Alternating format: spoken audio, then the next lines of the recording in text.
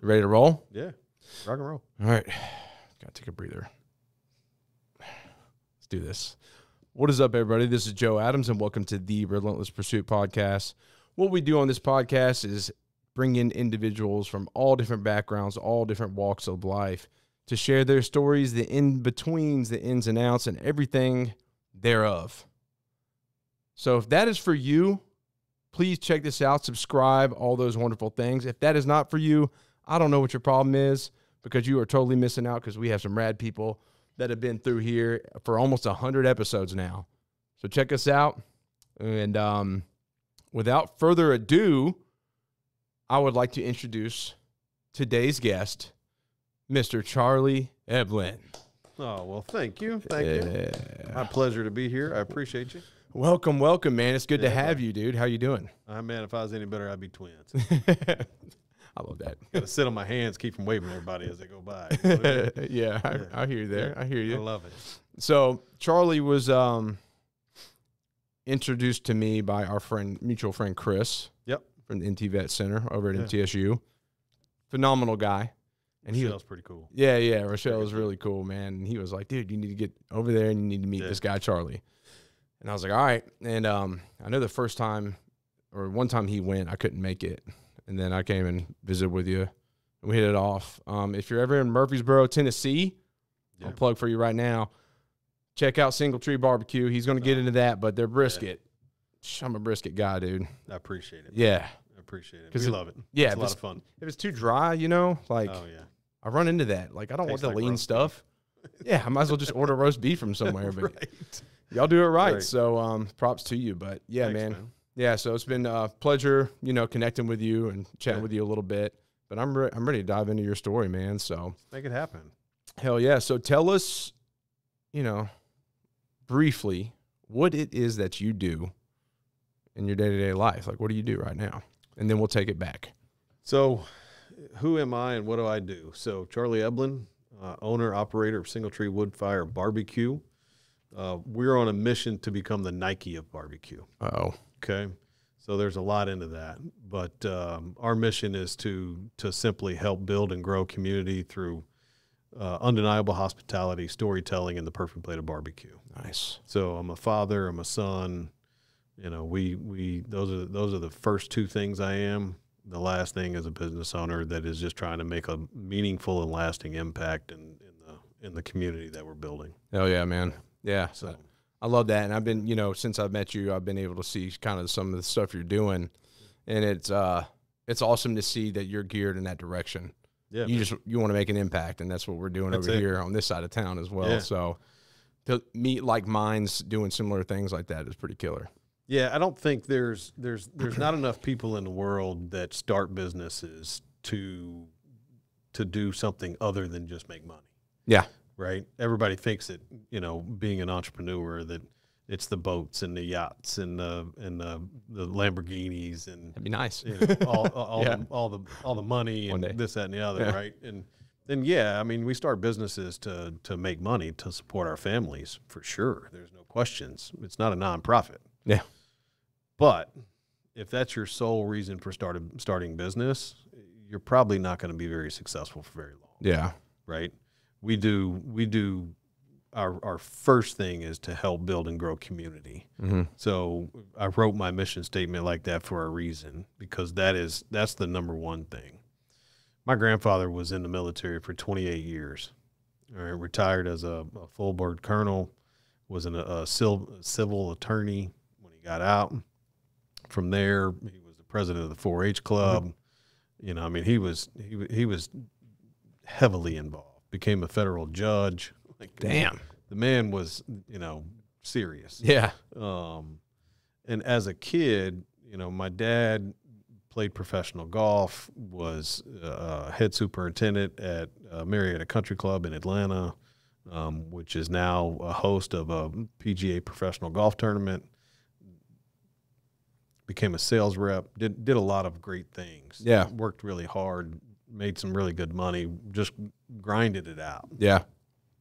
So as a kid, I always looked up to both of those gentlemen as people that if I could be half the man that they are, then I've done something. They said big shoes to fill. Yeah.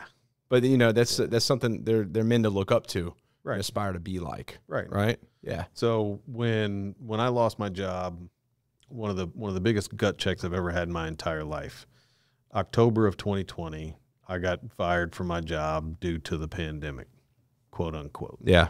Okay.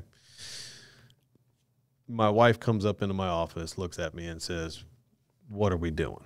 Yeah. I don't know.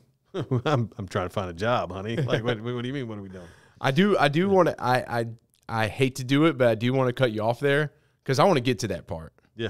You know what I'm saying? Yeah, Unless you want to finish. No, you're good. All right, cool. Yeah. Because I want to see how the journey kind of Yeah. moves into that, because you covered some stuff with your old job that, you know, different kind of lifestyle and stuff too. Oh, yeah. And I'd like to see how that transition is into the next part of where you're at now. So I'll tell you something crazy. This is the crazy part about my journey. So it started in high school playing golf. I thought that I was the next Tiger Woods, Really? hands down. So you're a golfer, man. I am. Yeah. I am. Well, was. I don't get to play much anymore. Did you start with But- as an early child? I did. My dad played, so I played. I didn't really get really heavy into it until I moved up here, Okay. which was the late 80s. So, 8, 9 years old is when I really started playing a lot more often because I lived with my father. So Okay. then we started really, really playing a lot. Okay. So you moved from Atlanta, you said? Moved from Atlanta to Okay. Murfreesboro. Yeah. Yeah. It's I good grew up stuff. in Georgia. What part? Kind of all over. I was born in Florida, actually, but we lived in Fayetteville, Peachtree City, Flowery Branch for a long time. Yeah. So those areas. And I Yeah. got family down in McDonough. Oh, I love area. it. My mom's actually from, my mom grew up in Forest Park. Okay. You don't want to go to Forest Park nowadays. No. But when she was a kid, you know, it was a all right neighborhood. yeah. Yeah. But now, like I drove through there like years ago, and I was like, oh boy, like I can't pull over here. My grandparents on my mother's side lived in Smyrna. Okay, sweet. Okay. And Smyrna back then was, it was suburbia America, Yeah. right? We would climb the magnolia trees in the front yard. Yep. It was gorgeous. And it's not that bad, Mm-hmm. but it's not like it was. Yeah. Yeah. No. It was much nicer back then. It for changed. sure. Yeah, it's crazy. changed. Atlanta's a lot too. There's so much going on there, Man, man. it's nuts. Too big. It's nuts. Big for me. It's too much. So, Yeah. I moved up here, played golf, hung out with Pop, right? Went to high school at Oakland High School. Okay. Thought at that point in time that if I didn't play professional golf, that I was going to be an early childhood education teacher. Okay. Thought I would teach, 4 or 5 year olds how to read. What was the inspiration behind that? Honestly, I'm not real sure. Okay. Nobody in my family is a teacher. Like, education was not, like, it was important to go get an education, but not to be a teacher. Yeah. There was a class that I had available I could take. It's called early childhood education or development or something like that. Okay. You could take it as a junior and a senior. It was a 2 or 3 hour long class. It took up most of your day, and you got to play with kids all day. Nice. So I was like, well, this is cool. Yeah. I can play with them for a couple hours, give them back to their parents, and go home. You do this Right. as an adult? Nice. Yeah, this is great. And I can do this and get paid for it. Okay, Yeah. maybe I should think about this. That didn't work out so well. So we, once I got to college, trying to play golf, I figured, well, I can go to school and play golf and go out with the boys at night and party and have a good time. And, that started taking over my life more than anything else. Yeah. So, college went kind of to the wayside. Common. Girls and partying came a little bit closer to my life. Had your priorities straight. I did. The only thing that I think never ever got in the way of anything was work. Okay. Like, work was always, I had to have a job, and I always had to be known as the guy that would work harder than anybody else. That's always been number one to me. Yeah. I've just felt like for most of my life, I always felt like I wasn't ever the smartest guy in the room. So if I can't outwit you, then I definitely got to outwork you. For sure. So you can be smart, but if you're lazy, Yeah. then I'm going to get the raise. Yeah, yeah. Right? Dude, drive, man. Yeah. Yeah. So, I mean, at a very young age, I've always worked hard. I never, once I got a little bit older, started working a little bit more, gotten a little bit bigger of companies, then I started realizing, oh, well, if I work really, really hard, then I'm going to get past these guys who may be smarter than me, Yeah. may know more than me, and I'm going to make a little bit more money than them. Oh, okay. So by the time I was 21 years old, I was a general manager of a restaurant. Okay. By the time I was 30, I was a director of operations and had 15 locations underneath me. That's not too bad. I'm like, all right, Yeah. we're doing okay here. And then, so kept on going, started finding that I really enjoyed teaching and developing other people and really building a strong team. Mm-hmm. That started getting me even more recognition. Okay. So then I became a VP, was a chief operations officer for a company, just kind of worked my way around the world in the restaurant business. Okay. I kept getting recruited to go work for people that were running these companies that were filing bankruptcy, not really doing too well. I'll never forget. I was sitting in my living room one morning. I get a phone call, and it's from Buffalo Wild Wings. Hey, Charlie, how you doing, man? We got your resume from somebody, and I know you're probably not looking, but we got a market we'd really love to have you in. And I was like, okay, well, let's talk about it. Yeah. So we talked about it. I go through 4 or 5 different interviews with them. They still haven't told me where. It could be a lot of different places. Oh, yeah. Yeah. So I'm living in North Alabama at the time. Me and my wife have been married for a few years. And she says, okay, well, where are they wanting to send you? I'm like, I have no idea. I said, I'm supposed to meet them in Nashville next week. We'll see. I'll talk to them a little bit more. Yeah. We're going to tour the Nashville market. Okay.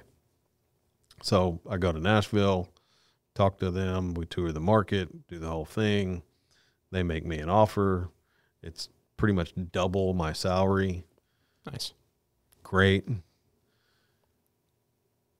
They don't tell me where it is. It's like, guys, come on. I'm like, I can't take a job if I don't know where I'm going. Yeah. What's wrong with y'all? So I get home, tell my wife, hey, here's the offer. She says, okay, well, where is it? I don't know. Did you ask them? And they were just like, They were like, oh, well, we'll talk about that later. Right now we're going to go do this, and then we're going to go to this restaurant, and then we'll talk about it later on. They never brought it back up. So, and, I'm interviewing, so I don't want to just keep bringing the same question up over and over again. Of course. I asked twice that day. So I get home, send the follow-up email of, hey, it was great. Loved it, had a good time, excited about the offer. But before I make a decision, I got to know what the location is, what city that you want me in. Finally got an answer. It was going to be Memphis. Worst performing market in the company. Demographic is definitely a lot different than Huntsville, Alabama. Yeah. Totally opposite of Nashville at the time. Of course. So not really sure. They give me the list of the locations. It's like 6 locations in the worst parts of Memphis that you could possibly be in. You're like, hell yeah. No wonder y'all double paid me. And I'm like, oh, my Lord, I don't know about this. So I'm talking to my wife, and she goes, we're not moving to Memphis. Did y'all have kids yet? Yeah. So, yeah. You got to consider your family, too. Yeah. If it was just you, you'd be like, if it was, if test just the waters. The 2 of us, all right, we can move to, Germantown. Yeah. Yeah, it'd be fine, right? We don't even have to live in Memphis. We can live on the outside, whatever. But yeah, so that didn't happen. Shortly after that, I got another offer for Philly, Okay. downtown Philly. It's a tough area, Yeah. No. right? And then the next offer I got was 2 different locations. One was Nashville, one was Birmingham. A lot of back and forth. So, but it was either or market. Oh, okay. Not both of them, one or the other.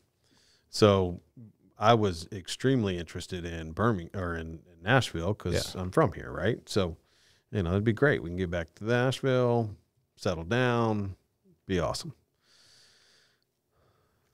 They didn't tell me which one until after I got out of training. Of course. Of course. So it was Birmingham. Okay. Like, damn it, guys. Yeah. It's like you're in the military. Oh yeah. That's what it sounds like. Oh, it was awful. Most underperforming market, Bessemer, Alabama, which is right outside of Birmingham, which was one of the locations I had at the time, was the #1 highest rated murder capital in the country Bessemer, Alabama? per capita. The hell? Beat out Chicago, beat out Philly, beat out all the you think of a tough city. It beat it out per capita. Who would have thought? I was like, oh my Lord.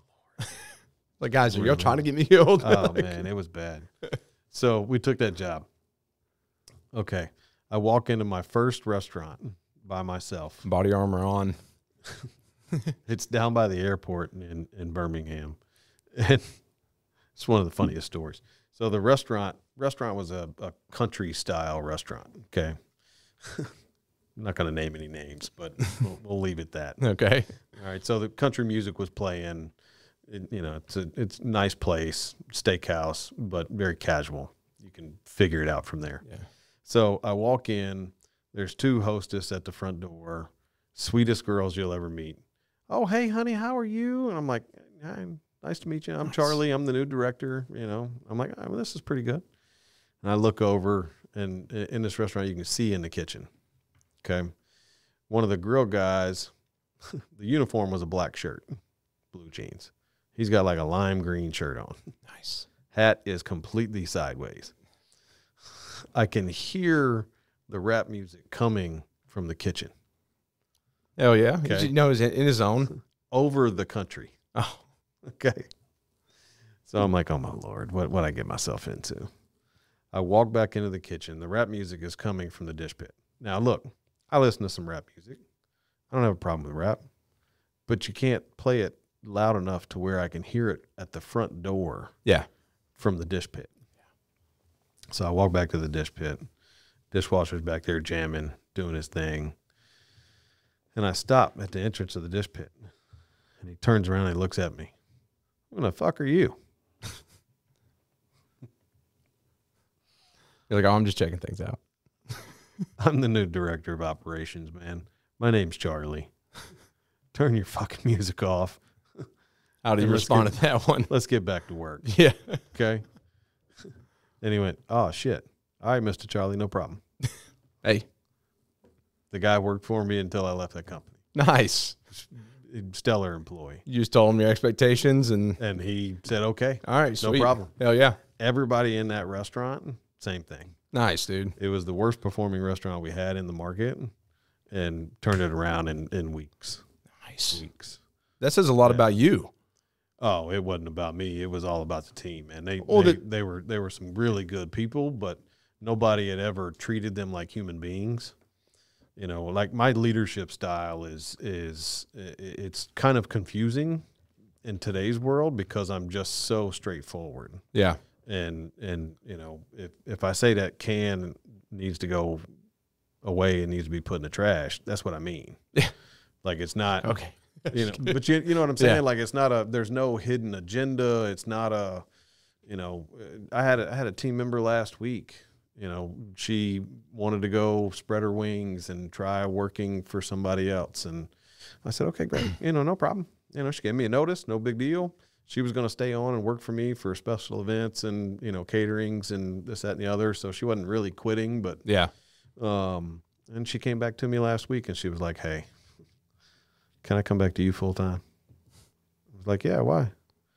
Well, like they told me it was going to be one thing, but it actually is something else. Yeah. And I went, yeah, that's most people. Yeah. Like they, it's so hard for people to just come out and say, hey man, I need you to do X, Y, and Z. Yeah. And like, that's literally what you need. They want to say, hey, well, you know, instead of wearing that shirt, can you wear something that's just a little bit different? Instead of like, just wear this shirt. Instead of this is the uniform. Instead of being direct. Right. Here's what it is. Like, you don't have to be an asshole. No. Like, there's a difference in being straightforward and being an a-hole, right? Yeah. Like, you can be direct without just being a prick. Yeah. Right? You know, I mean, just set the expectation. You know, one of the things we talk about with some of my buddies, I'm a part of a group called Digital Hospitality Leadership. We meet on LinkedIn. We get on LinkedIn Live every Wednesday and Friday at noon, and we talk about all kinds of different topics, right? And it's people, it's podcasters, it's restaurateurs, it's hotel people, real estate. Like, I mean, you marketing. Like, it's just a whole collective group of training guys. That's awesome. You know, I mean, it's all kinds of different folks. So you get everybody's perspective of whatever the topic is that day. Yeah. Right. So, but one of the guys that was on there, or that is on there, his name's Jason Berkowitz. He owns a company called Arrow Up Training. Okay. So he lives in LA. He came to Nashville a few weeks ago, probably about a month ago, came down and saw me. We got to hang out. And I was telling him one of the biggest things that I see that really hurts businesses and training is just laying out expectations. Clearly. Just clearly defining what your expectations are. Are you tired of paying outrageous rent on a house you do not own? Are you a first-time home buyer looking to get your feet in the door into home ownership? Or are you an investor looking to grow a business, have some rentals, and so on? Or are you moving to Tennessee or moving around Tennessee to find your dream home? Well, then look no further. I have the answer. I have the solution. My beautiful and amazing wife, Lydia Adams. She's got the knowledge and she's got the power, and she can help you get squared away. You can reach her at 530-407-6676 or on Instagram at Lydia F. Holmes, or shoot her an email at lydiafholmes@gmail.com, and she's going to get you squared away and get you set in the right direction in order to make your dreams come true in the real estate world. Thank you. That's one thing, is not defining expectations. Yeah. Right. And I want to interject on that too, is because with me, it's hard because like I want to lay out expectations, and I do with like certain people I've worked with. And I'm sure you dealt with the people though that like take it as an attack. Yeah. Like I say expectations, like there was someone I was working with not too long ago, and it was like, you just talk down to me and you're mean. And I'm like, no, I'm just being forward. Like, I have high expectations and standards that I hold myself to, and I expect the same of you. Like, what is wrong with that? You know, and it's just like, this is what needs to be done. And when it doesn't happen, it's funny I go to correct it, and it's like, oh, like, you know, it's a victim thing. One of the coolest things that I've realized recently is, I think when, you know, and it's really after I started talking about expectations, was I had to take and define my own expectations as well. Yeah. So do I expect, right? So Joe works for me. He's one of my cooks in the kitchen. Do I expect Joe to work as hard as I do? Is that my expectation? Mm. And if it is my expectation, is there ever going to be anybody that works on Single Tree Barbecue as hard as I do? And no, because it's your baby, man. Yeah. It's like when I'm walking through the building, I talk to the guys, I'm like, hey, can y'all help me? Like, I need help cleaning this. Like, the trash is full, take the trash out. Right. You know, but I'm always doing things. And, it, you know, one of my best friends owns a barbershop. And I'm like, do you worry about this place if you leave town? He's like, oh, yeah. Clearly his guys are capable, but still. And it's always going to be that connection.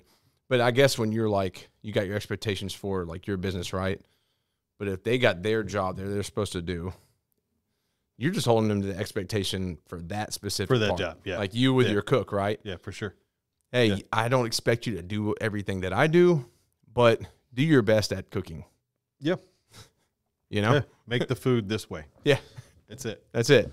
And if they're not, then there's going to be a problem. And you can confront it and be straightforward, like, hey, let's correct this. Oh, yeah. And then they take it like, oh, man. Yeah, you know what I'm It's one saying? of the things, like we've actually talked about it in the restaurant because, you know, there's things in recipes that I need to clearly define better, Yeah. right? And you know, the way I designed the menu and the way I put it in my computer to be rang in was how I see it. Yeah. Well, I don't always look at things the same way as others do, right? So it doesn't make sense the way it's in there now. Yeah. So like we're actually in the process of redoing the whole thing in my computer system, so it makes sense for the team, Yeah. not for me. Yeah. Right, which is going to help them achieve the expectation that I expect. Of course. Right. Yeah. So, you know, it's weird when you really get into when you start really looking at making changes and doing things inside your business. It always starts with you. Of course. Right. Yeah, you can always reflect on, well, like, where can I improve? Yeah. Because, like, you can also improve. Like, you love it so much and you may care about it the way you do. Yeah. Doesn't mean you've got it all figured out. No. So it's like a constant learning No. process. And most of it I don't have figured out. Yeah, exactly. You know, sometimes it doesn't take a plan. It just takes balls. Yeah, exactly. Right. And being able to adapt. Yeah. You know, it's like with this podcast. So Yeah. I was almost 85 episodes in. I was like, guess I'm recording it and I'm going to learn how to edit and be a producer, you know. Now I'm picking up business for it. So Yeah. it's one of those things, that adaptability. Yeah, because Yeah. you do care about that much. A lot of people be like, screw that. Oh, yeah. That's hours. So It is. Yeah. It is. So- it ain't easy. the adaptability part of it. But Yeah. yeah, man, I think that's a good point to bring up too, because, you know, you've been doing this a lot longer than I have, you know, been like running my own building, right? And I don't have like a bunch of employees, but we do have Right. people within here. Yeah. And so like, I love talking to guys like you and other entrepreneurs that are just got some time on me. And cause I always learn a lot, you know, I like to hear what you have to man. say. You got to, man. We were talking about it earlier. I've never felt like I was the smartest guy in the room. Some of that is self-esteem, which most people would not look at me and think that I have any esteem issues. Yeah. Because I carry myself in a pretty confident way. Yeah. Some of that is because I put myself in a room with people that I believe are more intelligent on purpose. Yeah. Right. So I can learn, because if you're always, you know, you're the sum of the five closest people to you. Mm-hmm. Right. So if you hang out with dummies, You're going to be a dummy. you're going to be a dummy. Right. Yeah. You know, if you hang out with people that are smart, intelligent, work hard, you know, have goals, aspirations, want to do more, Mm-hmm. then you're probably going to be in that same realm. Yep. Or you're going to come out of that room. Yep. Right. Because those people, they're not going to have you in their room. Nope. Right. So I try to surround myself with people that are wanting to do way more than I've ever even imagined. Of course. Because if prime example is the room I was telling you about a minute ago with being in the digital hospitality rooms. The people in this room are CEOs of major brands, right? They're entrepreneurs that started from nothing and now have multi-million-dollar businesses. They're people that go out and do more, and we all push each other to do more. Yeah. I would have never started my own podcast if I wasn't in that room. Really? Never. Yeah. Ever. Like, it wouldn't have been even a thought. Was it maybe the self-esteem thing or what? Or I just never even, it just didn't even cross my mind. yeah. Like, it wasn't something that I was looking at as, oh, well, yeah, I could do that. Or, you know, that would be cool.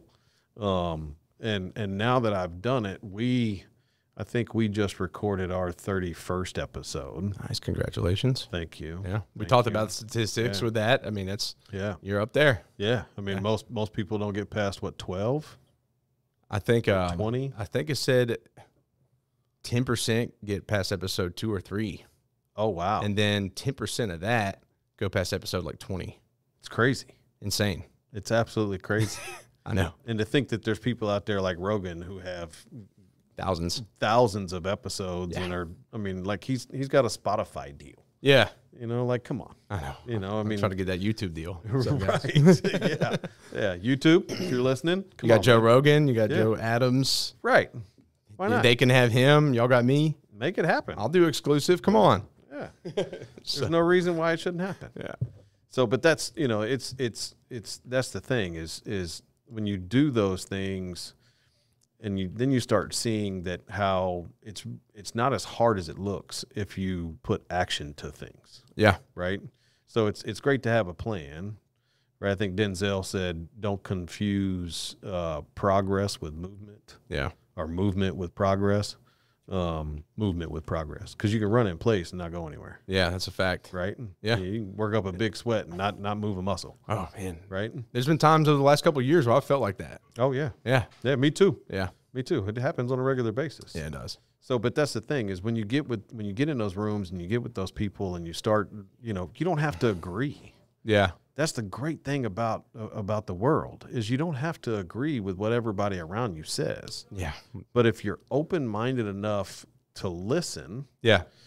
then you can take that feedback or those comments and then put your spin on it and go, hey, okay, well maybe I should, you know, look at it a little bit differently. Of course. But I don't really want to do that. But if I do this, then that works for me. But it's totally different and outside of your purview if you didn't have that conversation and listen to it. Yeah, because they may have triggered something that made you may still look at whatever they said a little bit differently. Yeah. But it kind of gave you some guidance or some perspective in order to open your mind and kind of figure out where to go. I'll give you a small example real fast. So my cousin was or is a meteorologist. Okay. Nice. She actually just left Channel 2. So I'm in one of these calls and one of the guys on the calls tells me that I need to get a helicopter from the news station and throw a pork butt out of the helicopter and watch it explode on the ground. Okay, like just for social media. Yeah, just because. Just because. Why not? Yeah. Right? Like, I mean, who does stuff like that? You know, it's like a Mr. Beast video. Yeah. Right. So I actually called the news station and said, hey, can I get in a helicopter and throw a pork butt out? They obviously told me no. Okay. Damn it. So, but instead of that, I set up 3 video cameras in my driveway and stood on top of my food truck, which is only 14 feet tall. Yeah. But, you know, I mean, you throw my 5 feet in there, I'm almost to 20 feet in the air. Hollywood angling. Right. It can look like 100 feet. Yeah, it was great. Yeah.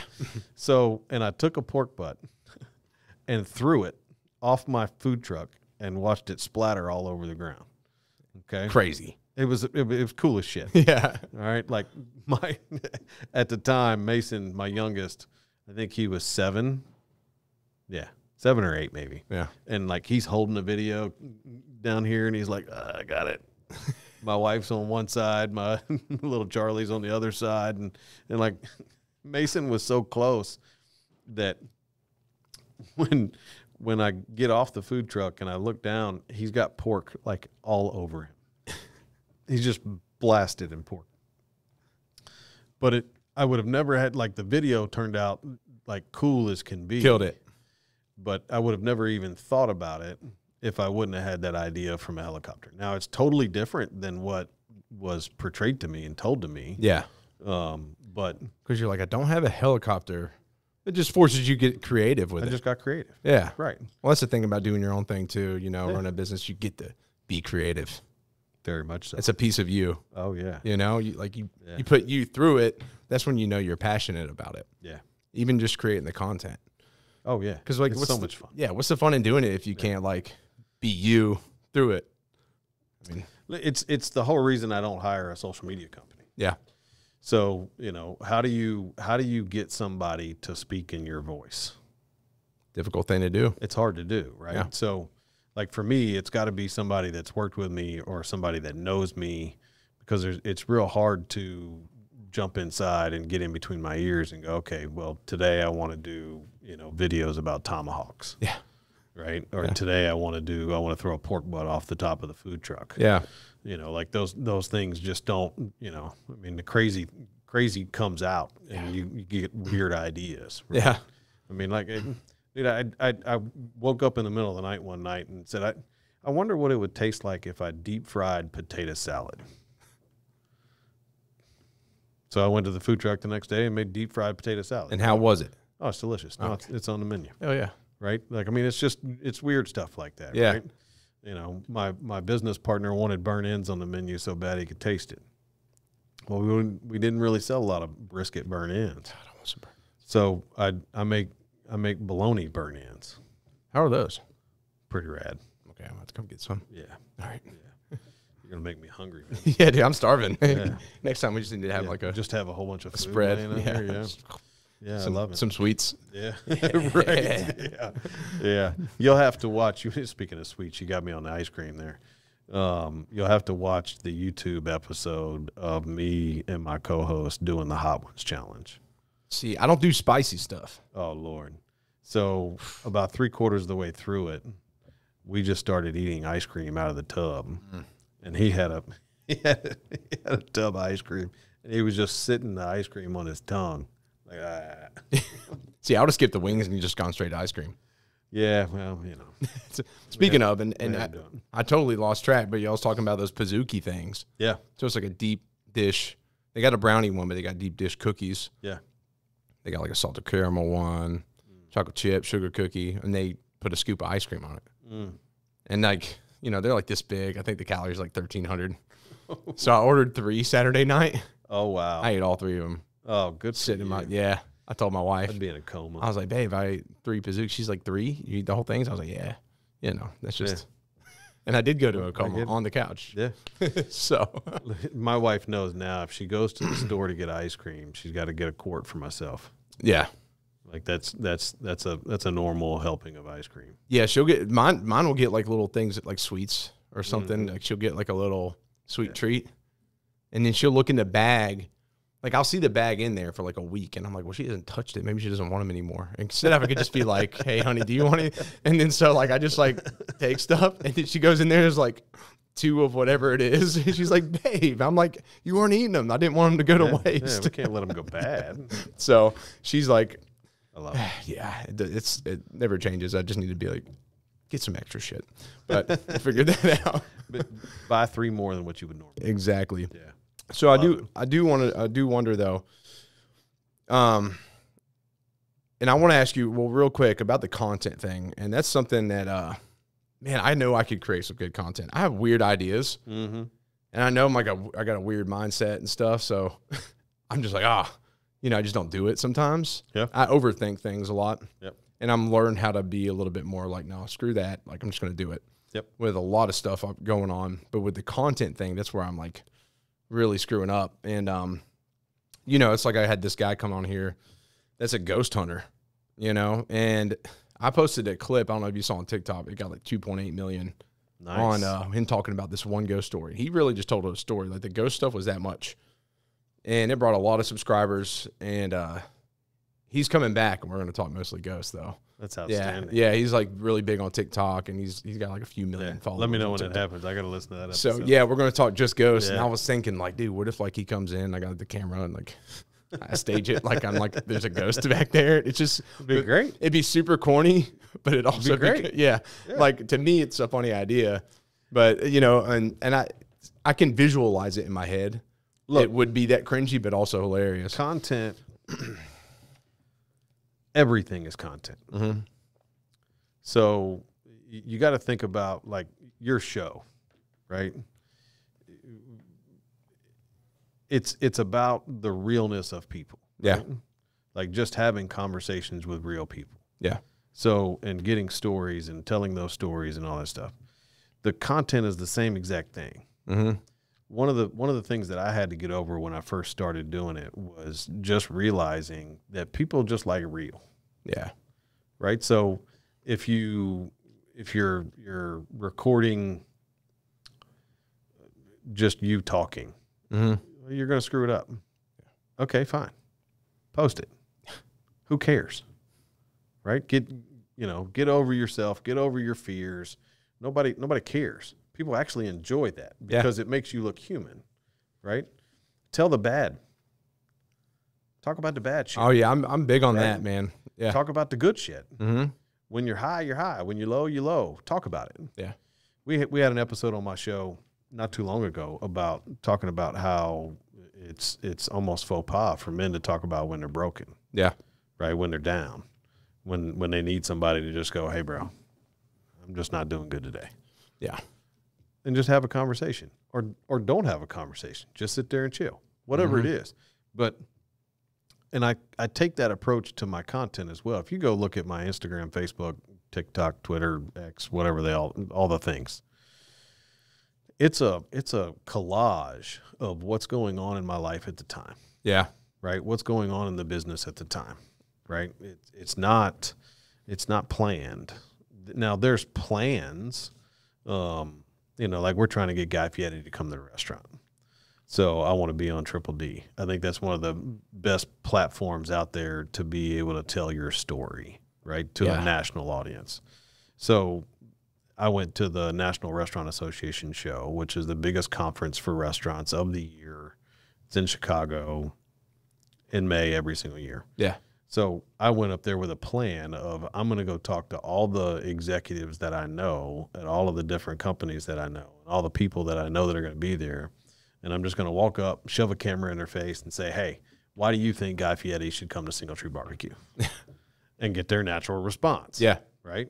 So I did that. Did it 10 different times. So, and made a reel out of it, posted it. Now I'm doing each individual one because I got 10 different pieces of content that I can use. Plus I can mash it all up, make another one, right? So that's 11. Out of those 10 videos, I'm going to get probably, 12, 13, 14 plus pieces of content. Just like that. Just like that. Exactly. Right? So, and are they all perfect? No. No. Do people stutter and get nervous in front of the camera because they're not used to it? Yeah. Sure. But that's great. That's part of it, Yeah. right? But doing that has now, it's put me in a spot to where I got, you ever heard of Robert Irvine? Yes. Fit Crunch bars. Yep. Yeah. All right. So he had a show called Restaurant Impossible. He's got the Fit Crunch bars. Yeah. He owns a company called Grubber, which is technology for restaurants. He's got like 13 different companies. He has the Robert Irvine Foundation, which helps veterans. And he's jacked. And he is. Yes. Yes. The dude works out. So, but I got to meet him in Chicago. And then we posted one of the videos, and then he started commenting on it. Nice. And so we went back and forth, and he told me that he was going to come to the restaurant. He's got to go to Normandy in Scotland, I think. And then when he gets done with that, he's going to come to my restaurant. And you're just getting out there connecting with these people. And I'm just going out there, you know, like doing exercise. Okay. Exercise. All right. You ready for this? Yeah. Okay. I close my eyes. Raise your right hand. Okay. All right. Now raise it higher. Okay. Put your hand down. Now I'm going to ask you. I want you to ask yourself a question. All right. And that question is, why did you not give it 110% the first time? Why didn't you raise your hand as high as you possibly could the first time? In everything we do, if we don't give it 110%, if we don't seize every opportunity to give it our best and put our best foot forward and do everything possible to achieve greatness, Oh, yeah. right? Then how do we ever expect to achieve that greatness? Yeah, for sure. Right? So I'm in Chicago. I'm walking through this 12 football field worth of expo center. It's massive. Okay. Go up to a friend of mine. I'm talking to him. And I was like, oh, where you been, man? I ain't seen you all day. He said, oh, I was just back in the back. I was talking to Robert Irvine. And I was like, you know Robert Irvine? Nice. Where's Robert Irvine? Yeah. And he goes, oh, he's back at his booth. It's 7072 or whatever it was. Yeah. I think that is what it was. So, and he goes, just go straight back, take a right, go over one. It's right there. Okay, great. Bye. And I took off running. I mean, literally sprinted to the back. Yeah. I was never going to have the opportunity that I could see in my foreseeable future to go meet someone that knows as much about restaurants as Robert Irvine. Yeah. Who's helped so many restaurants, helped so many vets. Like, I mean, the man is a myth and a legend in the veteran community. If you look up at his foundation, the things that they do for veterans is legit. Absolutely incredible, right? So he's in restaurants, he builds community, he helps veterans. Like, I mean, all the boxes that he has are checking off for like, my get connected for to my community is like unbelievable. I've been trying to get a hold of him or somebody on his team to help us for the Veteran Barbecue Bash in September. Yeah. And just haven't been able to link those dots.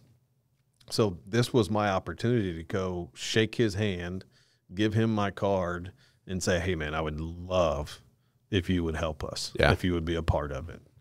And so that's what I did. I sprinted about 500 yards away, sprinted down there, shook his hand. Nice to meet you. Here's my card. Would love for you to be a part of our event. He said, sure, no problem, man. We'll figure something out. Nice. So, like, but if I would have clammed up and gone, I don't know if I can do that. Yeah. Oh, gosh. You know, I mean, now granted, I'm not going to lie to you. After sprinting down there and being out of breath because I'm a little out of shape, but getting down there and I'm going, okay, all right, compose yourself. I gotta pitch. Like, dude, I gotta pitch this the right way. Yeah. Right. So, you know, I mean, there were some nerves there, but I knew that if I didn't stick my hand out and didn't just go down there and ask, the answer was definitely going to be no. Without a doubt. Right. Yeah. That might have been your only shot, at least for a long time. Yeah. So that's kind of, it's been one of my things, man, especially over the last few years.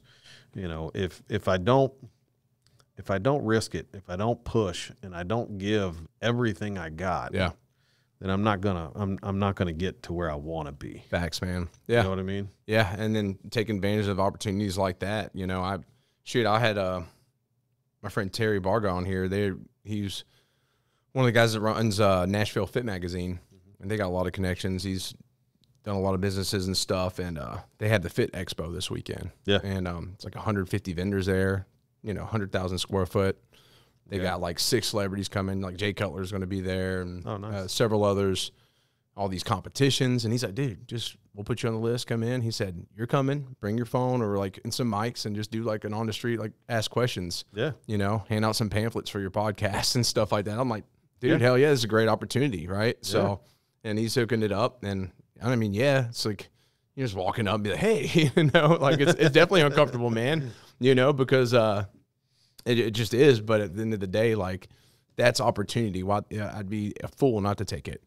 Somebody told me not too awful long ago that if you're in the room, you're meant to be in the room. Yeah.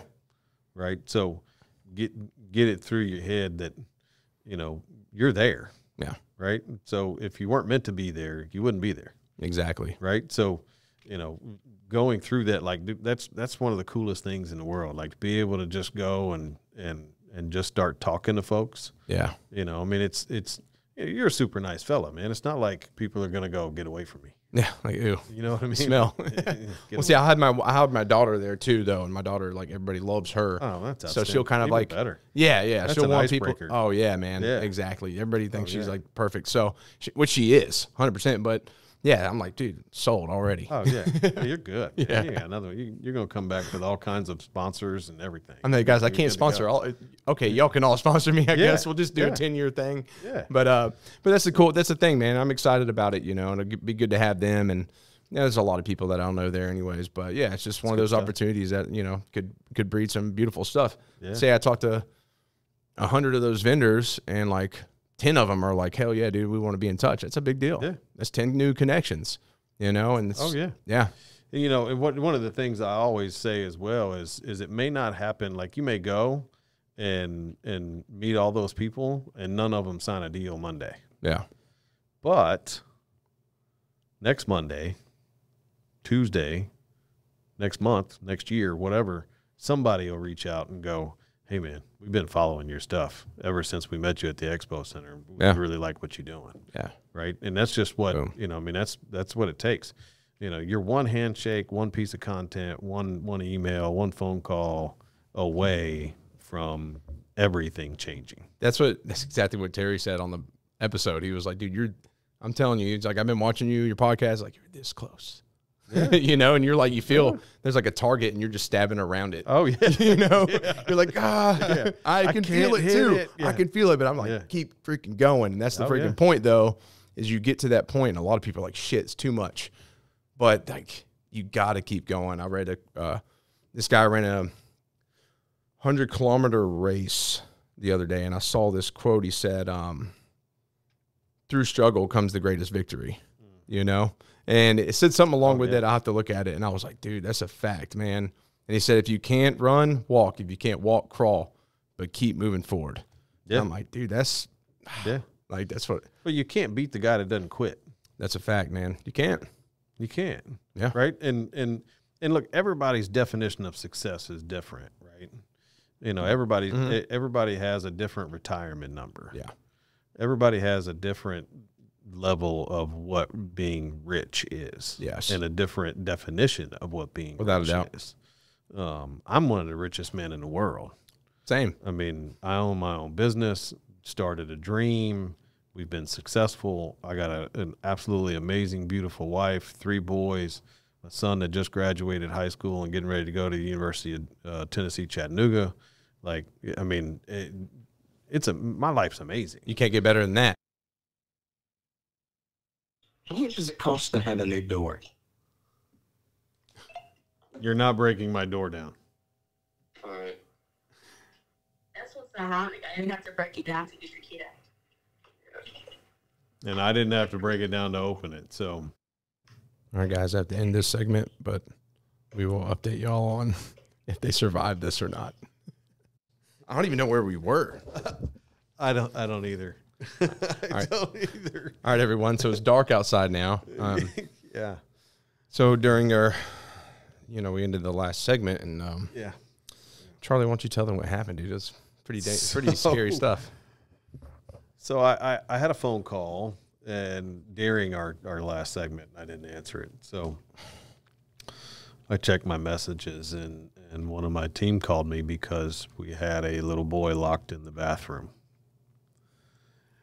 So 7 minutes had gone by since they called me.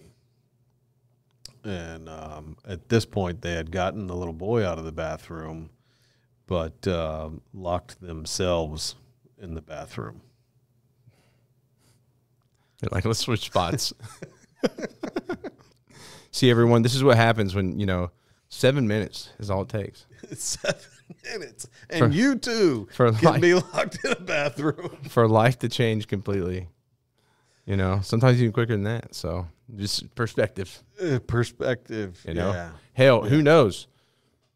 Who knows? I could have been coming in to record next week. I don't know where you record at, but I'm just saying, but it was there. I could have got locked in the bathroom. You could have gotten locked in the bathroom. The whole episode. Yeah. That's not where we record, so you don't have to worry about that. Well, or you could have got locked in there. I don't know. Anyways. Yeah. Could have gotten locked in there earlier today. I've been there all day. Or the little boy could still be in there. The little boy can still be in there. There's all kinds of things. So they made a great sacrifice for Single Tree and all the customers.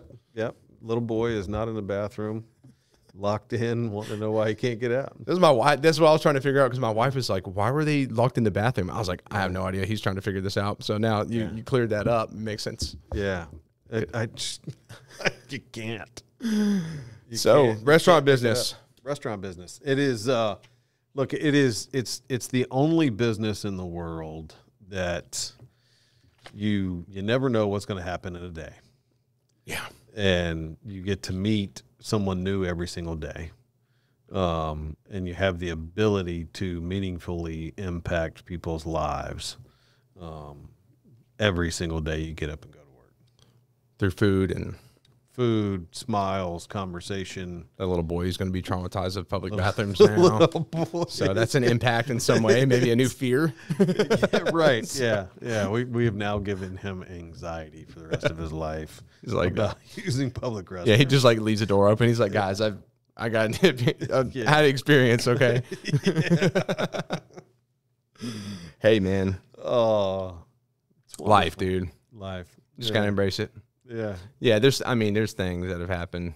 You just gotta learn how to laugh at it, man. Look, I can tell you that I have been in the restaurant business now for 31 or 2 years. That's a long time because you hear the restaurant business is pretty chaotic. It is. It is. Controlled chaos is what I like to call it. But and in those 31 years, 32, whatever it is, I have never had a team member lock themselves in the bathroom.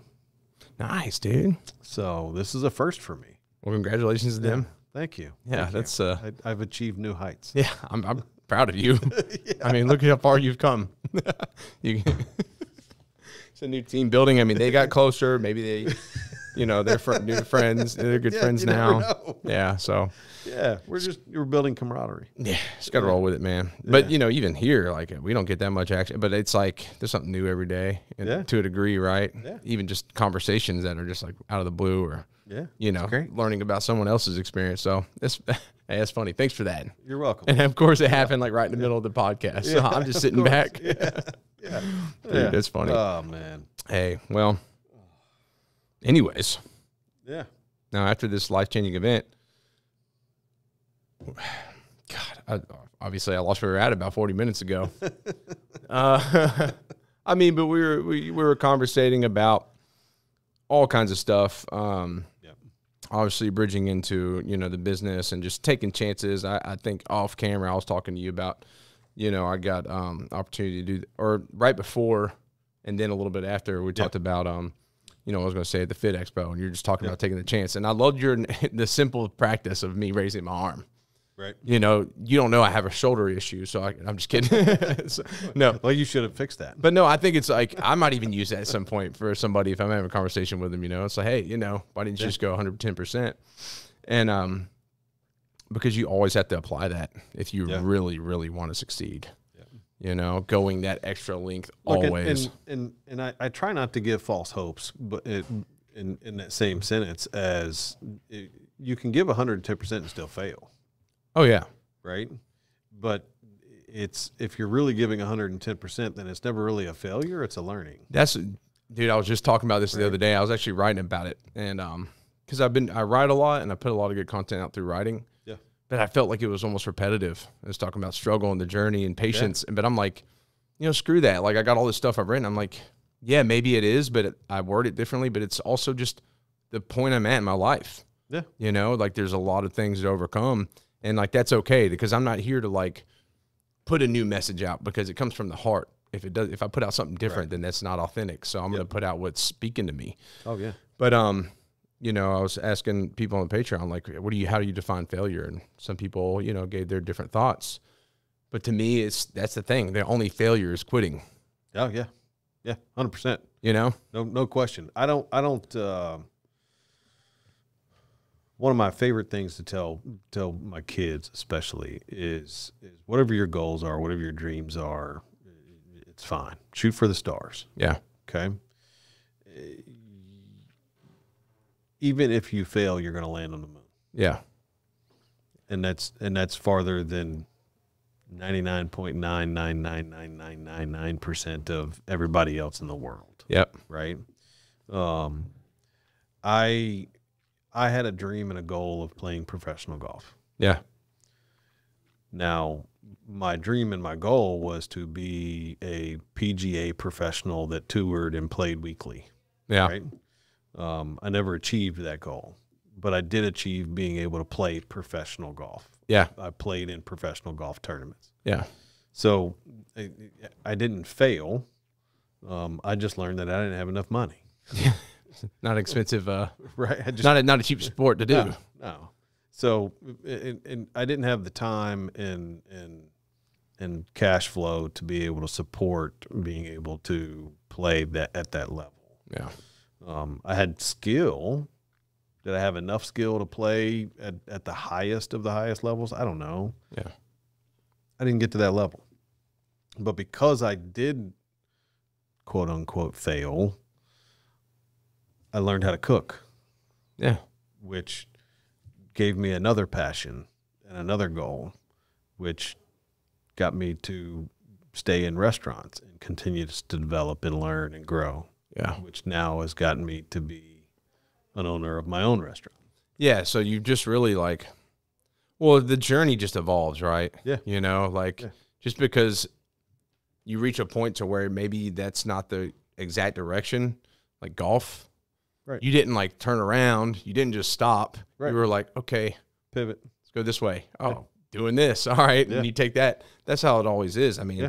there's a lot of parts of this business I didn't know I didn't know I was gonna be editing and stuff. I was like, dude, I Right. suck at computers. And here I am, like, I'm gonna learn this shit. Yeah. You know, and but that's the whole thing, is being willing to kind of flow with it rather than just resist everything or just stop. Right. You know, and Yeah. It's that's entrepreneurship at its finest. it makes you so much more valuable as a person, and you get to look back on that and be so proud of all that. Oh yeah. You know, you're like, and I told my wife this, I was like, you know, I'm just going to keep moving forward. I said, at the end of the day, no matter what, I'm going to go all out. And I said, and the fact that just that right there, just going all in, taking all the chances to bet on myself and my vision.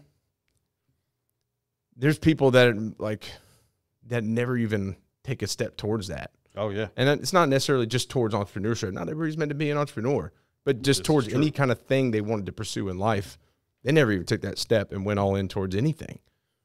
Yeah. And Very that, much so. to me, that breaks my heart, because I'm like, Yeah. dude, there's so much potential out there that just floats away into the You universe. learn so much from it, right? It's I equate a lot of entrepreneurship to going through basic training, Yeah. right? Like it's hell from the day you step off the bus until the day you graduate. Mm-hmm. And then you've graduated, and now you look back and you go, damn, look what I did. Yeah. And then that's the reward, right? It ain't no more money. Mhm. There's no glory in it, Yeah. right? You know, there's not, I think we said it earlier, there's no yachts and Lambos, No. right? But you accomplished something, Mm-hmm. right? It's like, what was that admiral that made that speech about, you know, get up in the morning and make your bed? I always forget his Damn it, name. man. Yeah, I'm bad with that. But you know the speech I'm talking I do know about, what right? you're talking about, yeah. You know, And the 'cause- importance of that. right? You get up and you accomplish something first thing, and that's amazing. Well, and then if your day's shit and everything went awry, at least you know you get to come home to a bed that was made, and it was made by you, Yeah. right? Like Yeah. that's incredible. Yep. Just that, Such a simple right? thing, Just too. something so small, which is absolutely incredible. And you know, it's like, you want to get in shape, great. Well, get up in the morning and do 5 push-ups. Everybody can do 5 push-ups. Yeah. Okay, if you can't do 5 push-ups, fine, do 1. Or find something to just elevated, you Yeah, know, do something. some kind of right? step. So, okay, you want to get in shape, start there. Yeah. Right. You know, like I told you earlier about my weight loss journey and getting in shape, and because I had gotten so far out of shape, and I just got up the next morning and just went for a walk. Yeah. Right. It just takes action. Yeah, well, a lot of people today want to see that. They want to see some results pretty quick. Instant gratification. Instant gratification, that's our culture, man. And I've learned that is not the case, especially in building a business on your own. Oh yeah. And I'm grateful for it. Like, don't get me wrong. Like, I don't want that. I want there to be struggle. And because there's just so much to that. But you know, it's same thing with like training people, right? I talked about this with Terry. Personal training is really personal, and that's someone's fitness. That's their body. You know, that's something that they're within that every single day. Yeah. And people get discouraged pretty quick. It's like, okay, a month went by, you didn't lose any weight, but did you quit drinking sodas? Did you quit doing this? Are you showing up? Mm-hmm. That's huge. Yeah. Be proud of that. Yeah. Think about that shit. You actually took action towards it. The rest is going to come, and it may not come overnight, and it may not come over like course of a couple months, but then you start seeing those changes, and you're like, dude, this is actually paying off. Just give it time. And patience is huge. It's so funny how fast a year will go by. Yeah. but we don't think a year is anything other than a really long time. Yeah. Right. But if you really go in and if you went and worked out for a year, you're going to look and feel totally different than you did at the start. 100%. Right. And you're going to feel 10,000 times better 2 weeks in. Yeah. Just 2 weeks. But you ain't going to look no different. Yeah. You're going to look just like you did before. Yeah. You may weigh different, you may measure different, and all those things that might be different, yes or no, but you're really not going to change. Exactly. It takes time. It does. Effort. I mean, it's a micro. Changes in your body are micro differences. Yep. You know, and it takes. You know, if you knew that you could lose a millimeter in your waist every single day, would you work harder knowing that over a year that you're going to have 365 millimeters different? I don't know what that adds up to inches, right? Yeah. But you know what I'm saying? Like, I mean, if you knew that was what it was, you're not going to see it in a day. No. You're not going to see it in a week. But over a couple of months, over a year, over a couple of years, there's millimeters stacking up. huge differences, right? It's a good way to put it. And You know? I mean, and that's the thing. And it applies so much that, like, it applies to mental health, because you said you talked about how men don't want to talk about this stuff. We talk about that. That's a big topic of conversation on here. And I'm very forward and open and honest about those kinds of things. But it's like, okay, you go to therapy. One therapy session ain't going to change everything. One meditation ain't going to change everything, right? No. But if you're consistent and you're actually taking action towards applying those principles to your life and your mind, you can actually improve it. It doesn't mean you can ignore it. It doesn't disappear. It's still there, but you can handle it. And with business. I didn't know I meditated until about 3 months ago. Really? And I do it almost every day. Nice. Didn't even know it. So in the mornings, I get to the restaurant and I start smoking. All right, get all the meat cooked, prepped, ready to go, put it on the smoker. And then I sit by that fire for about 3 to 5 minutes. And I don't say a word. I don't look at my phone. I don't do anything. But I just sit there and stare at the fire for 3 to 5 minutes and not think about anything. That's meditation. And it cleans me out and gets my day going. Yeah.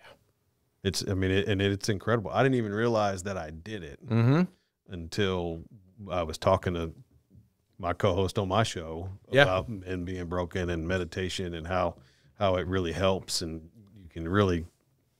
you can jumpstart your day if you got a clean slate. Well, yeah, exactly. And a lot of people think, because, they got to go out of their way to meditate, and sit on like a rock with the sun gleaming down and the ocean's here. And they're just like, it doesn't got to be that.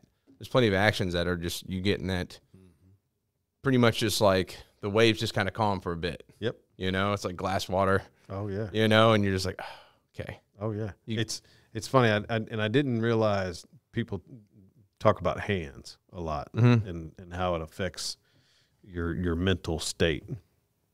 And I sit like this often with all my fingers touching.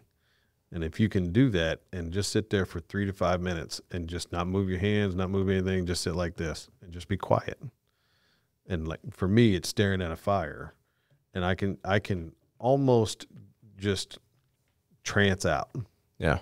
And it, like, whatever this is, and there's a whole bunch of psychological educated people that can tell you way more about it than me. I just know it makes me feel good. Yeah. Right. And it just kind of gives all nerve endings and everything just kind of calms and relaxes.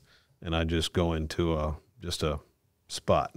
So, and it helps me keep my thoughts. Yeah. Right. So like if you watch my show, a lot of times I sit like this. Yeah. Right. And a lot of times throughout this show, I've been like that, just because I'm paying attention, I'm concentrating, I'm thinking about what we're doing, and that's it. Yeah, you see I'm a lot not focused about anything else. Exactly. Even a lot of people that speak, public speaking, you see them do that. I'm going to start doing it now. I'll be like, welcome to this is a Relationship Podcast. I'm going to be overdoing it. You're going to be like, Joe, chill. I'm going to be like, what are you talking about? I love it, man. I just get out of my truck to come to your joint. I'm just like, hey, what's up, dude? How you doing? You're like, they're like, what is he carrying? You're like, I don't know. I shouldn't have showed him that shit. He's super connected now. It's an air ball. No, but I think that's great. I've actually, I got like a room at my house that, it's got my altar and stuff in there. That's where I spend a lot of time, put a lot of energy there. And that's where I do a lot of meditation. But yeah, I'm going to try like doing that. Yeah. I'm sitting there. It's interesting. Yeah. Like if you really get into it, like it's it took me a while to get to where this is just natural, Yeah. where I can just sit here and talk and my hands aren't going all over the place. And because I had a real bad problem of, this, that, and the other, going everywhere and, being animated. And my wife used to say all the time when I was in restaurant management that I'd talk to people like this. Listen, you got to do it. No, you need over there. And so I had to get out of that habit because it's kind of like being in basic again. It's very right? authoritative. You're very, you're jabbing at people. So, I used to just clasp my hands and keep them down so I wouldn't touch anybody. But now it's very restrictive to me, and I'm pinning up all that energy in myself. And it's just like, okay, just do what I ask you to do. Oh, yeah. Don't lock yourself in a bathroom. That's a good point. Yeah, right? Yeah, it is. Somebody quit, and you didn't realize that you were actually doing this the whole time to their head. Right. Oh, yeah, he was like jabbing my freaking forehead. Like, man, I thought it was kind of nice how I came off. Yeah, I was. My voice was low. Yeah, I was not really upset with him at all. They're like, ow, ow, ow. But yeah, man, but all those things, that's the thing, and I don't know, I like how you learn that you do that, and so then now that you're aware of it, that's a good practice. Like now you're like, okay, I've been consistent with that. I'm just going to stay consistent with that practice every day. It's a good start to my day. Mm-hmm. Why the hell not? Yeah, I love that, man. When I don't do it, I can tell the difference when I don't do it. Yeah, right. My wife has a ritual every morning. Like she gets up, she drinks her bottle of water, and then she makes a cup of coffee. Yeah, right. She does that, and then she sits on the couch. She turns the TV on for white noise. nice. But she actually sits down on the couch by herself before anybody else gets up. And that's kind of her time to collect herself and think about what's going on for the day and just kind of wipe out. Because as soon as I'm up, okay, well, now conversations start. Yeah. Then the kids get up. Okay, well, now it's time for breakfast. It's time for school. It's time for baseball, whatever it is. So she's go from 4 until 9, 10 o'clock. Yeah. So that's her time. That's her time. I like that she takes care of that. And, same for me. I mean, I get here super early. I like to be here when it's still dark. And I come in, I start coffee, and I get that. There's that book on the bottom shelf right there, that brown one. Yep. And I open it up, and I just write the first thing that comes to my mind. It doesn't care. I don't care. I've got like some pretty dark stuff written in there. I've got chapters, and I label everything, and I write every day, but I date it, and I put like the dark stuff's like dark transmissions. That's what I call them. And so like I'll write like just my feelings, and just dark thoughts, positive thoughts, maybe some wisdom. And, I have kind of this whole thing written in the front. I'm like, one day when I go, like I want my daughter to take this and like maybe gain something from some of these things that I've said. It's very authentic. It's very real. Yeah. And like I think, she can understand me on a deeper level, but I write, I have like different chapters and stuff where I'm even writing stories. I'm talking about my accident and that effect. That's awesome. Yeah. And so I'm just going to fill that up and maybe do another one. But this the first thing I do. And, man, it's a very positive way to start my day. I love it. Yeah. Yeah. So good. Just those little applications, man. I like it. Yeah. But, at the end of the day, like circling back around to, business and such, I think, as we talked about with mental health and fitness, like finding these practices and these consistencies and applying that to your business as well. Like maybe not meditating your business, but like just consistent practices that help you improve every day that you can stay up on top of. That's just going to make you better long-term, and maintaining patience. Cause I think that was a big thing we were talking about, having patience and recognizing that, hey, as long as you're growing a millimeter, you don't want to be losing, but you know what I'm saying, that millimeter a day, you're not going to notice it in a week or 2 weeks or maybe not even a month, but you start to notice, okay, progress is being freaking made because I've been consistent.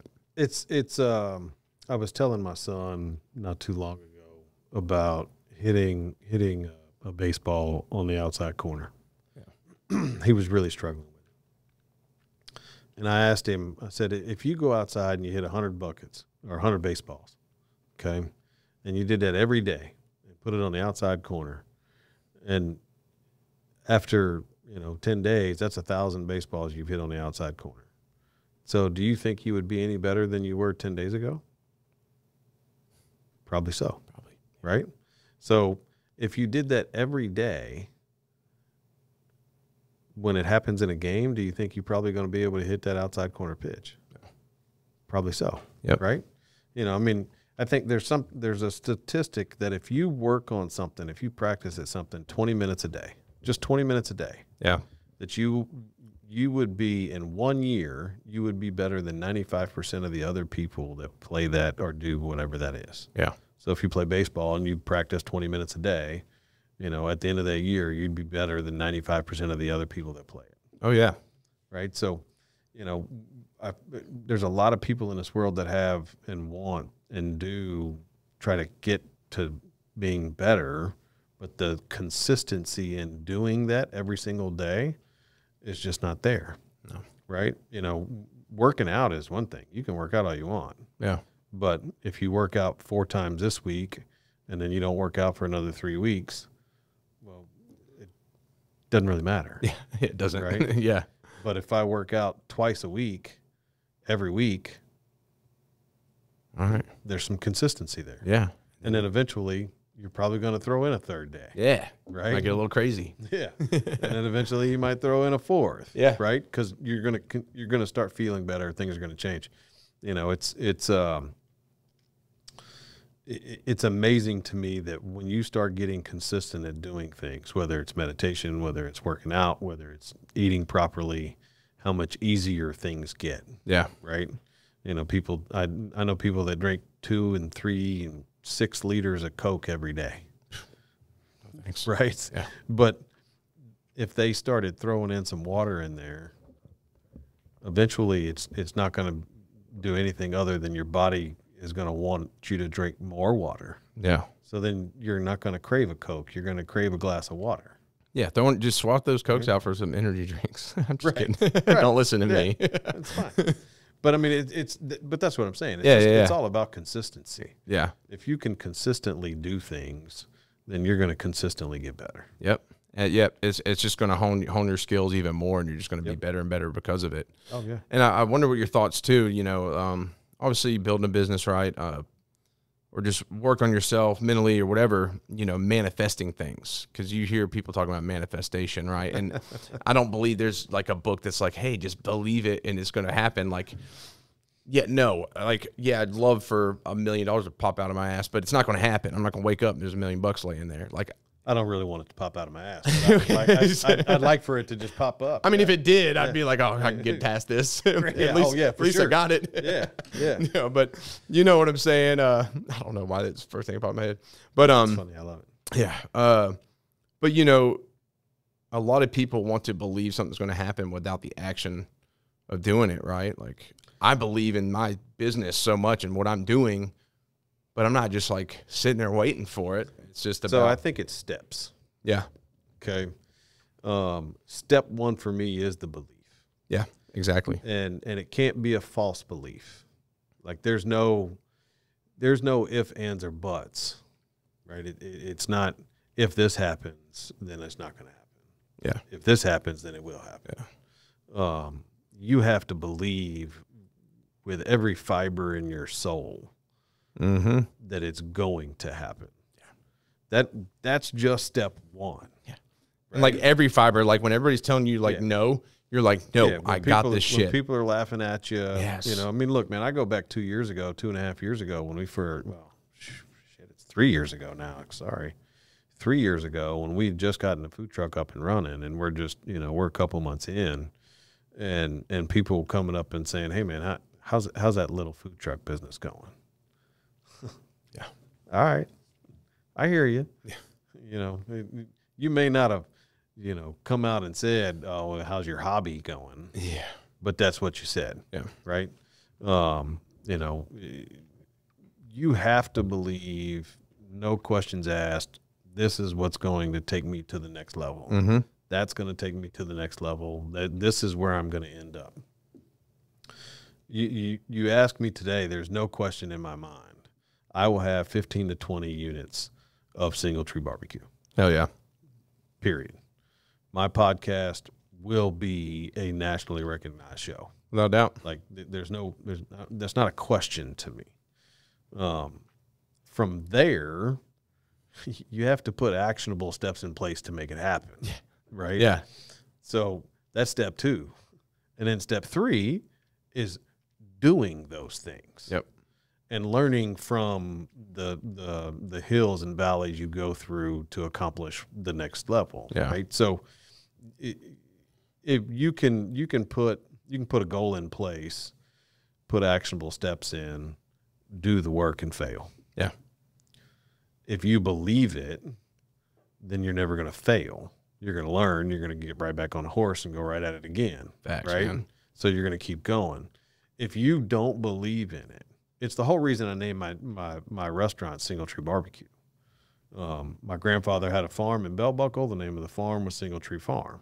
Nice. Right? He always wanted to have a restaurant. We talked about all the amazing things that he did. I wanted to pay homage to what he was and what he did and the man that he was, right? So you carried that on. So I carried it on. Oh, yeah. It's all about legacy. Nice. Single Tree means way more to me than just a barbecue joint and a podcast. Yeah. Right? That's it. It's not, Single Tree is me. Mm-hmm. Right? It is what I do. Yeah. It's not about, cooking brisket. It's about the impact and the meaningful impressions and impact on people that we make every single day. Yeah, man. Right? Not just cooking some barbecue. Throughout this journey, at what point did you go to the military? Because you were Yeah. Army, So right? when I got out of high school, I went to Atlanta to go to college. Okay. Thought I was going to get a scholarship to play golf. One thing led to another. All that didn't work out. So Yeah. I moved back home. I was here for probably, 6 months maybe. And me and my brother were cooking one night, got back, sitting on the couch, relaxing, asking me what the hell we were going to do. I don't know. He said something about joining the military. I said, it's not a bad idea. Your grandfather was in, my grandfather was in. We're not biological brothers, but so we got up the next morning, went to the recruiter's office. Started at I think we started at the Air Force. Walked right back out. Yeah. Neither one of us were smart enough to be in the Air Force to begin with. So then we walked into the Navy's office. We had a 10-minute conversation with them. It just didn't feel right for us. Yeah. Then we walked in the Marine Corps office. It was like, oh shit, these guys are serious. Yeah. I don't know about that. Yeah. So, and then we go down to the Army office. Like, we're serious, but not that serious Yeah, at that time. Yeah. I was like, oof. So we go to the Army office, and that just kind of, it was a good conversation. Yeah. Like it just, they did an extremely good job of recruiting. Of course. Right. Yeah. I mean, they did their job. Yeah. I tell people all the time, the Air Force made me feel stupid. Navy just felt weird. Yeah. Just didn't feel right. Marines scared the shit out of us, and the Army made us feel like we were at home. Yeah. Right. Oh, yeah. So it's just kind of the progression. So we kept going back, and after about 2 or 3 visits inside a week, we just made the decision. Hey, look, we're not doing anything. We want to do something. We want to be more than just line cooks. Yeah. Right. So we want to make an impact in the world. Have some purpose. Have a purpose, right? Yeah. Figure things out. We both thought that we were badasses. We quickly realized we weren't once we got to the military. But, it was, I tell people I would not be who I am today without the military. Facts. I thought I knew everything, but I didn't realize how much I didn't know. I didn't realize how much I didn't know about myself. Yeah. I didn't realize how much I didn't know how far I could push things. Yeah. I didn't realize how driven I was. All of those are the things that the military broke me completely down and got rid of my arrogance and cockiness and made me confident. Arrogant and cocky people are the weakest people I've ever met. Dude, I was arrogant and cocky when I was when I was a kid, man. I was like, oh, Yeah. like what a fool. And you're weak. Yeah. Because people, if you're confident in your ability, then nobody can take you off course. Yeah. Right. But I feel like arrogance and cockiness is one of those things that you're putting on a facade. Like Yeah. you're really not an expert. Yeah. You're going to act like you're an expert, but you're really not. Yeah. And, Right. and there's some people that are to a degree, right? But then they get humbled Quick. real quick, Yeah. you know? And that's, but that's one of the things that the military taught me is how you can study and work and push yourself beyond what you think you can do. Without a doubt. Right. And it's amazing how much the human body can do that the mind won't allow you to do. Yeah. I mean, it's absolutely amazing. Oh, without a doubt. Yeah. There's so many things that are applicable, like from the military time to your life out here. If you utilize it, there's a lot of guys that kind of forget it. Oh yeah. You know, but like some people are like, oh, you're just really disciplined. And I'm like, well, a big part of that in the military, man. That Right. discipline and the standards like I set for myself, like Oh yeah. I apply that to my life every single day. Because if I didn't, things would go off track pretty quick. Yeah. Real fast. Yeah. So discipline's a huge Real thing, fast. man. So and then how many years you do? 5 total. 5. What'd you do in there? Cavalry Scout, Nice. forward recon. Do you enjoy it? I loved it. Yeah. I spent 2 years active and 3 years in the reserves, and the 2 years active was a blast. I got hurt running up my barrack steps and essentially broke my foot. Had to have 5 different operations, screws and plates and needles and this, that, and the other. It was ridiculous. But That's crazy. Been running up some steps. just running up some steps. Well, I want to dive more into, man, there's so much more I want to dive into, but we do got to cut this down. Because I want to, get into talking about your wife and your kids and stuff like that, man, because it's like, it's a very important part of your life. Oh yeah, she's a driving force in my world, man. Yeah, touch on that for a brief moment before I get that final question to you. I was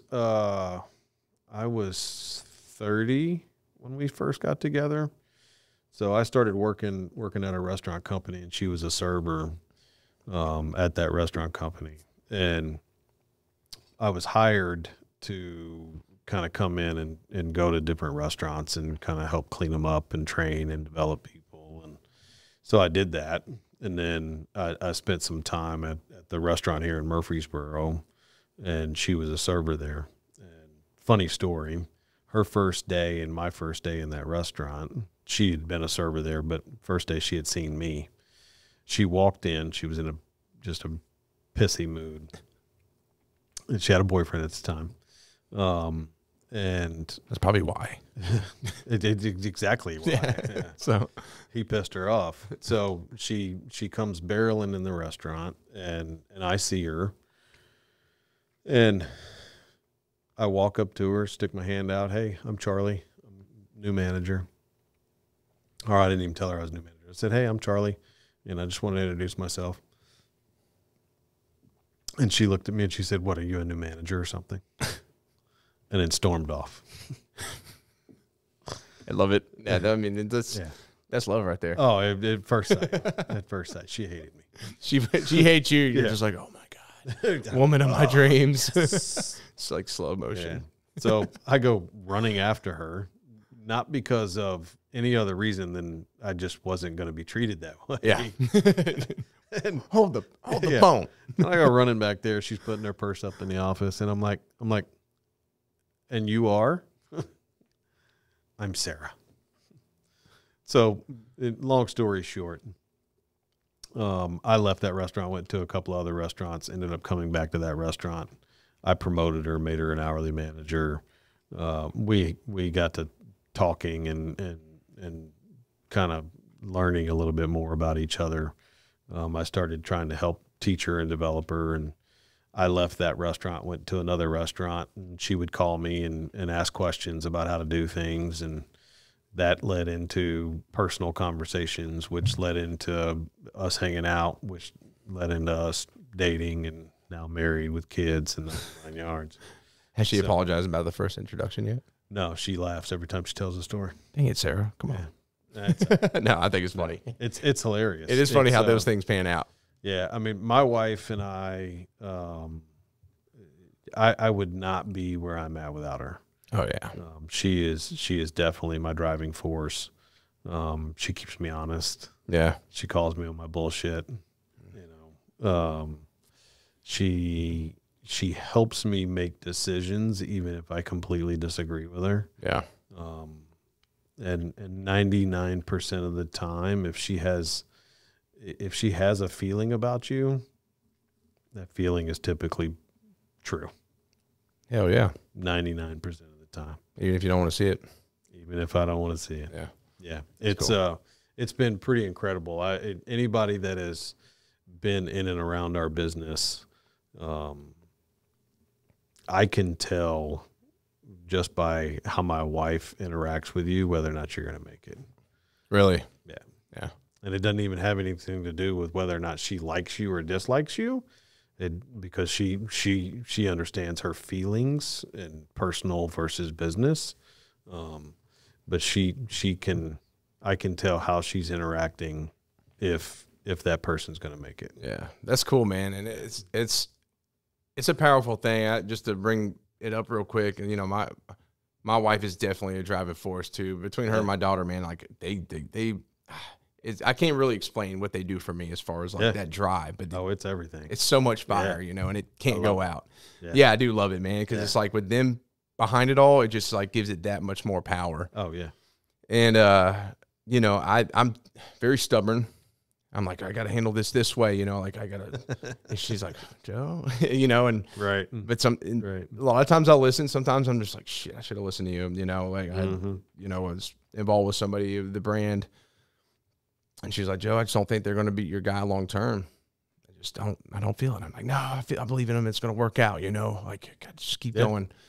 And then it imploded. She was like, she didn't say I told you so, but I was like, babe, you were right. She didn't have to. Because I had this thing about me. She sees it real direct, but I'm like, I see that potential in there. Like I could see it. Like let's grab that and expand it, right? But it doesn't always. I have that same thing, man. And a lot of times though, because I've seen that come alive in people, and I'm like, me too. Hell yeah! And and you realize what being there and like being by someone's side through some time. When it does come to fruition, you got somebody for life, right? But then, you get disappointed a lot too. So it's like those chances. But but she's the same way, man. She calls them out as she's like, Look, I mean, I love it, man. I think behind every good man's a great woman. Oh yeah, right. And my wife and my kids they are the reason that my feet hit the ground in the morning. Yeah.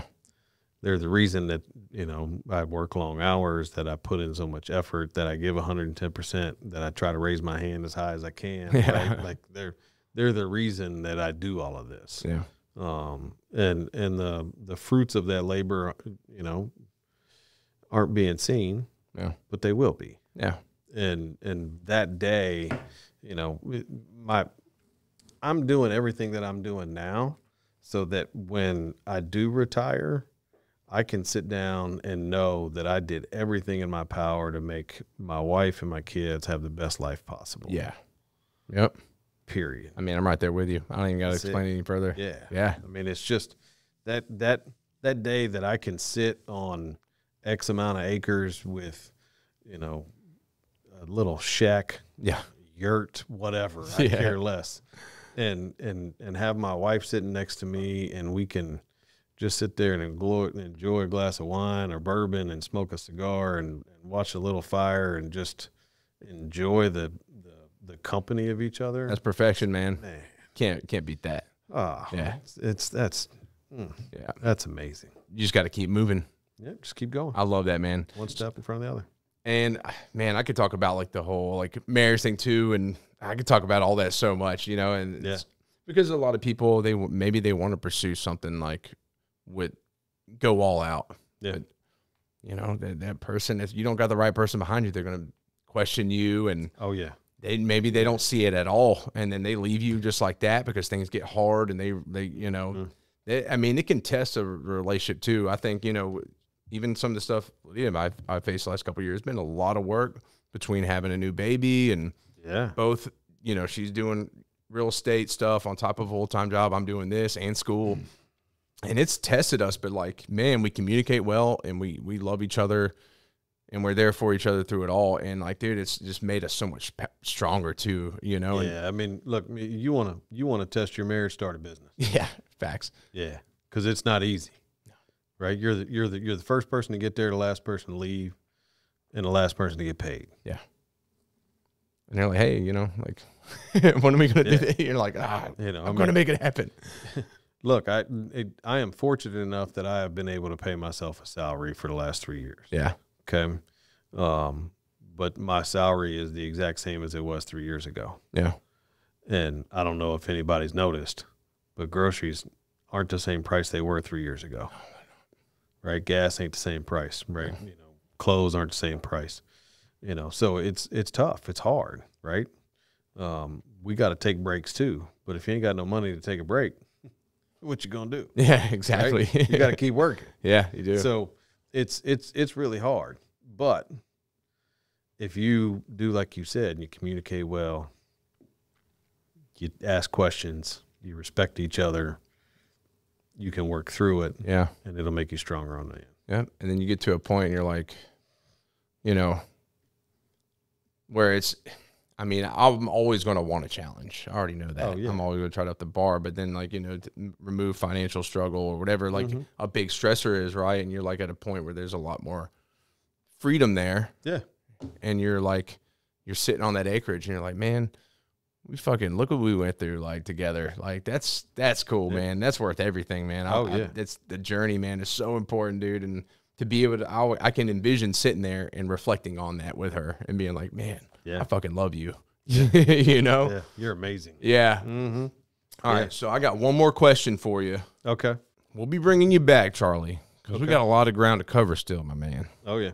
And it's been a good time, and hopefully we'll have some brisket and wings and stuff we can eat. Sounds like a good idea. I'll bring some sweets. Yeah. We just like have like we can a do feast. it. Yeah. That'd be cool. I'm down. Plenty of space. Yeah. But really important, just I ask everybody this, and this applies, it's one question with two answers. Applies to both business and your personal life. Okay. Charlie, what is your relentless pursuit? Man, business-wise, it's making a meaningful and lasting impact in the community. I don't think that ever stops. Yeah. Right. So I think we've done a good job, but we can always get better. Right. Mm-hmm. We can always do more. I want at the end of the day when I'm wherever I'm at, no longer here. Yeah. I want my grandkids, my great grandkids to look up and go, man, I wish I could be like that dude. Yeah. That's the pursuit. Oh yeah. And you never achieve the end result until it's over. Right?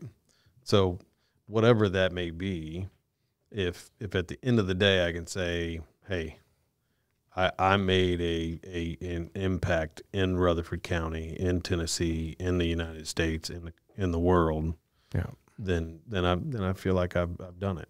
Love it, man. And I think it's kind of the same thing with the personal side, right? It's, when my kids are grown and they're respectful, they're driven, and they want to do the same thing, not same business, not the same lifestyle, but that they want to make an impact in whatever they decide to do. Whatever path. Yeah, whatever path it is, that they have the drive to be the best at what they're doing. Yep. Then I did my job. You're setting the example. Yeah. I love that, man. We fall very in line with those things. Yeah. Like people say, what's your end goal for RP? I'm like, the bigger the impact, the better. That's all I care about. Yep. Just much biggest impact I can make. That's the goal. Yep. And then same thing with the family. Like, for me, it's like I want my daughter to be the best she can. You know, Yeah. want to have the best life she can and be the greatest person in the world. You know, Yeah. I tell her she's gonna be. I'm like, you're gonna be Athena. You're leading the armies too. My wife just listened to me, and I'm like, you are Athena, and you're gonna lead the armies against darkness. I And love it. Lydia's just like, what in the hell? Yeah, I don't know. This is like literally. I tell my daughter this every day, so who knows? But It's great. yeah, love it. But anyways, man. Well, Charlie, thank you so much for coming on, man. Yeah, thank you. We've been here for since been awesome. for 4 hours. Yeah. But we've got some great content, man, and we got to enjoy a very suspenseful time in your employee's life. We did. But it's just been cool hearing, quite a bit about your journey, and there's so much more to it. I'm sure you can bring us back to a lot of parts of your childhood that were a big part of your story, and just like covering through the military, and you're 31 years in the restaurant business, you said. I mean, that's a long time, man. And, you're doing your own thing, and you love what you do, and you find purpose in that, and you're making an impact. And that's great, dude. So I'm proud to know you. And I look forward to, us getting together more, and I look forward to bringing you back, man, and being on your show next week. Yeah. It's going to be a good time. Yeah, dude. It's going to be a real good time. Hey, we're going to crush it, bro. We'll dive into more. Hey, thank you. Got anything to man. say? Just enjoyed it. All right, man. Thanks. Hell yeah. Appreciate you. Thanks.